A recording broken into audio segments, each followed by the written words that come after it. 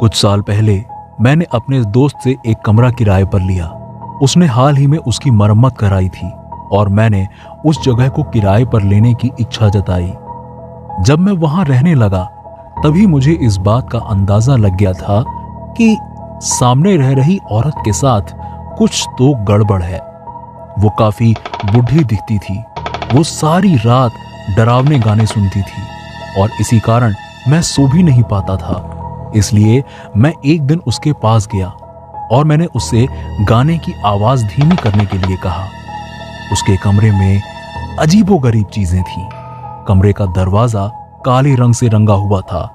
उसके कमरे में काफी अंधेरा होता था। उसके कमरे के अंदर से एक गंदी बदबू आ रही थी और मक्खियां तो इधर उधर उड़ रही थीं।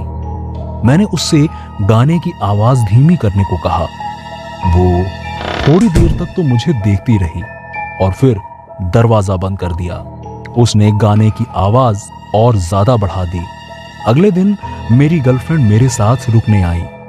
रात को जब हम सो रहे थे तभी मेरी आंख खुली और मैंने एक साये को हमारे बिस्तर के पास खड़े देखा। मुझे लगा कि वो सिर्फ मेरा भ्रम होगा, लेकिन तभी उस साये ने बात करनी शुरू कर दी। वो मेरी वही बुढ़ी पड़ोसी थी और उसने अपने हाथ में कुछ पकड़ रखा था। मुझे कोई अंदाजा नहीं था कि वो मेरे कमरे में कैसे आई होगी। तुम्हें अपना दरवाजा बंद रखना चाहिए, ये बोलते हुए वो चली गई। अगली सुबह मैंने किसी को मेरी खिड़की के पास आवाज करते देखा। वो फिर से मेरी पड़ोसी ही थी।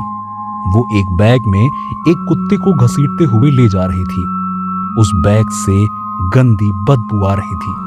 वो औरत सच में पागल थी। एक दूसरे पड़ोसी के पास मैं गया और मैंने उससे पूछा कि ये सब क्या हो रहा है। वो भी काफी डरा हुआ था। उसने मुझे बताया कि वो बुढ़ी औरत एक रात उसके कमरे में भी ऐसे ही आ गई थी। उसने अपने हाथ में एक ड्रिलिंग मशीन ली हुई थी। इतना सुनकर मेरे रोंगटे खड़े हो गए। मैंने तुरंत पुलिस को फोन किया और बाद में पता चला कि वो एक हिंसक औरत थी और अपनी दवाइयां नहीं ले रही थी।